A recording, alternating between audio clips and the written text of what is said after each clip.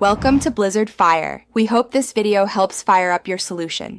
You begin by confirming permission and reading the lease so you won't violate rules. Once approved, put on gloves and goggles and clear the work area. Safety matters. Next, locate visible screws and clips on the sash and frame and cut any paint or sealant with a utility knife so fasteners turn freely. Use suction cups to support glass while you work. Make sure to keep tools organized and label fasteners as you remove them so reassembly will be straightforward. With fasteners exposed, begin removing screws and hinge pins one at a time while a helper supports the sash.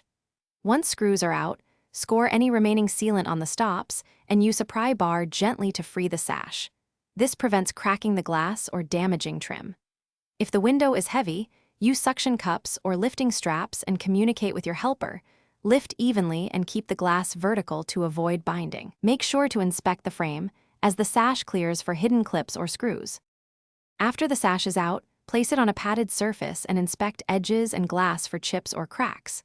Once done, clean old sealant and replace weather strips or clips as needed so the window will reseal correctly when reinstalled.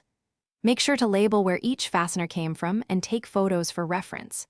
If the sash is stuck and won't budge, stop and apply penetrating lubricant, rescore sealant, and try again. If that fails, call a professional to avoid breaking glass or harming the frame. Thanks for watching. If you found this helpful, don't forget to like and subscribe.